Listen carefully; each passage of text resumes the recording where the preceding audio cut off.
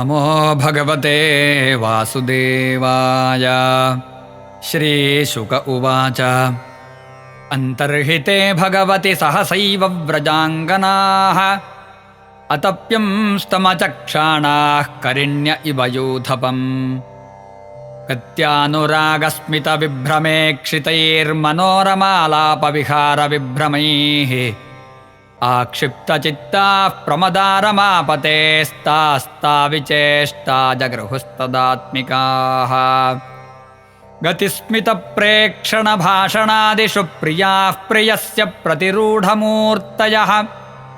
असावहन्त्वित्यबलास्तदात्मिकान्यवेदिषु कृष्णविहारविभ्रमाः गायन्त्यवुच्चैरमुमेव संहता विचिक्युरुन्मत्तकवद्वनाद्वनम् पप्रच्छुराकाशवदन्तरं बहिर्भूतेषु सन्तं पुरुषं वनस्पतीन् दृष्टो वः कच्चिदश्वत्थप्लक्षन्यग्रोधनो मनः नन्दसूनुर्गतो हृत्वा प्रेमहासावलोकनैः कच्चित्कुरबकाशोकनागपुन्नागचम्पकाः रामानुजो मानिनीनामितो दर्पहरस्मितः कच्चित्तुलसीकल्याणि गोविन्दचरणप्रिये सहत्वालिकुलैर्बिभ्रदृष्टस्तेति प्रियोच्युतः मालत्यदर्शिवः कच्चिन्मल्लिके जातियूथिके प्रीतिं वो जनजन्यातः करस्पर्शेन माधवः चूतप्रियालपनशासनकोविदारजंवर्कबिल्वबकुलाम्रकदम्बनीपाः येऽन्ये परार्थभवकायमुनोपकूलाः शंसन्तु कृष्णपदवीं रहितात्मनान्नः किन्ते कृतं क्षितितपोबत केशवाङ्घ्रिस्पर्शोत्सवोत्पुलकिताङ्गरुहैर्विभासि अप्यङ्घ्रिसम्भव उरुक्रमविक्रमाद्वा आहो वराह वपुषः परिरम्भणेन अप्येण पत्न्युपगतः प्रियजेहगात्रैस्तन्वन्दृशां सखि सुनिर्वृतिमच्युतो वः कान्ताङ्गसङ्गकुचकुङ्कुमरञ्जितायाः कुन्दस्रजः कुलपतेरिह वाति गन्धः बाहुं प्रियां स उपधाय गृहीतपद्मो रामानुजस्तुलसिकालिकुलैर्मदान्धैः अन्वीयमान इह वस्तरवः प्रणामं किं वाभिनन्दति चरन् प्रणयावलोकैः पृच्छते मालता बाहूनप्याश्लिष्टा वनस्पतेः नूनं तत्करजस्पृष्टा बिभ्रत्युत्पुलकान्यहो इत्युन्मत्तवचो गोप्यः कृष्णान्वेषणकातराः लीला भगवतस्तास्ता ह्यनुचक्रुस्तदात्मिकाः कस्याश्चित्पूतनायन्त्याः कृष्णायन्त्यपि वत्स्तनम् तोकायित्वा रुदत्यन्यापदाहञ्छकटायतीं दैत्यायित्वा जहारान्यामेका कृष्णार्भभावनां रिङ्गयामास काप्यङ्घ्रीकर्षन्ते घोषनिस्वनैः कृष्णरामायिते द्वे तु गोपायन्त्यश्च काश्चन वत्सायतीं हन्ति चान्या तत्रैका तु बकायतीम् आहूय दूरगायद्वत्कृष्णस्तमनुकुर्वतीं वेणुं क्वणन्तीं क्रीडन्तीमन्याः शंसन्ति साध्विति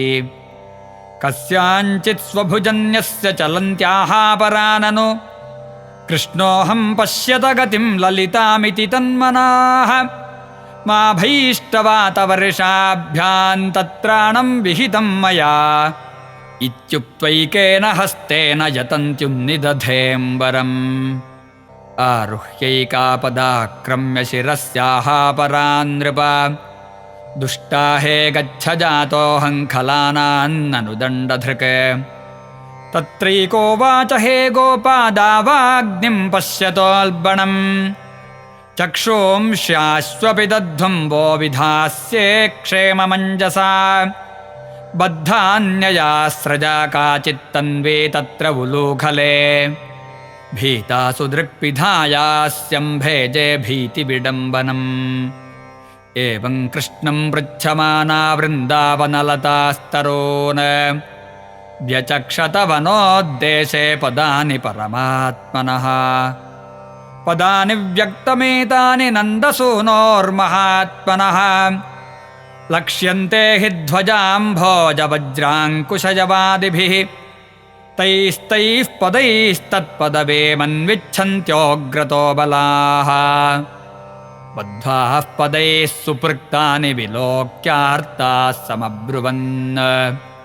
कस्याः पदानि चैतानि यातायानन्दसूनुना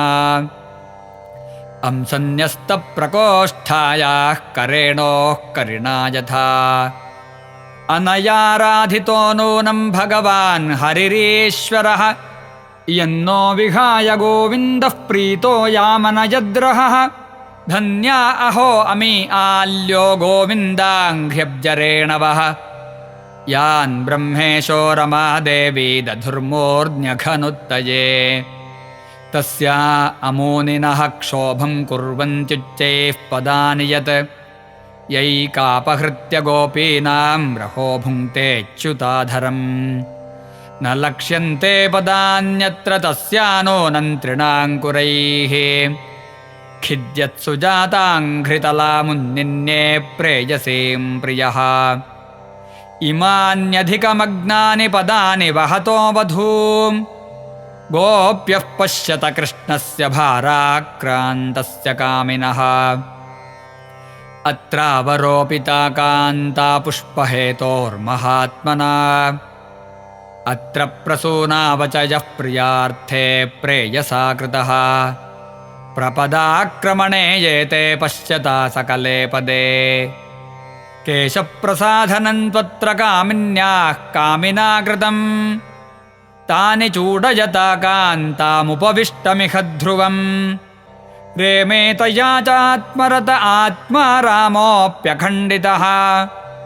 कामिनान् दर्शयन् दैन्यं स्त्रीणां चैव दुरात्मता इत्येवं दर्शयन्त्यस्ताश्चेरुर्गोप्यो विचेतसः यां गोपीमनयत्कृष्णो विहायान्यास्त्रियो वने सा च मेने तदात्मानं वरिष्ठं सर्वजोषिताम्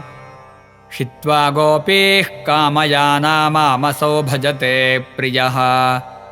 ततो गत्वा वनोद्देशं दृप्ता केशवमब्रवीत्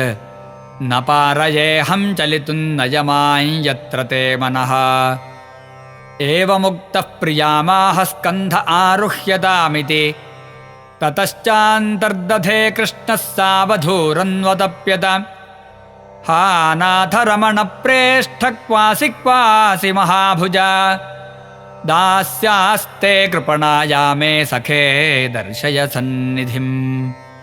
अन्विच्छन्त्यो भगवतो मार्गं गोप्यो विदूरतः ददृशुः प्रियविश्लेषमोहितान् दुःखितां सखीम् तया कथितमाकर्ण्यमानप्राप्तिं च माधवात् अवमानं च दौरात्म्याद्विस्मयं परमं ययुः ततो विशन्वनं चन्द्रज्योत्स्ना यावद्विभाव्यते तमः प्रविष्टमालक्ष्य ततो निववृतुस्त्रियः तन्मनस्कास्तदालापास्तद्विचेष्टास्तदात्मिकाः तद्गुणानेव गायन्त्यो नात्मागाराणि सस्मरुः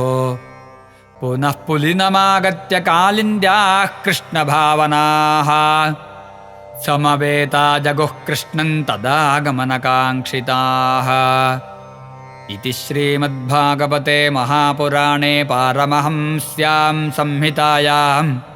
दशमस्कन्धे पूर्वार्धे रासक्रीडायां कृष्णान्वेषणं नाम 30ोऽध्यायः।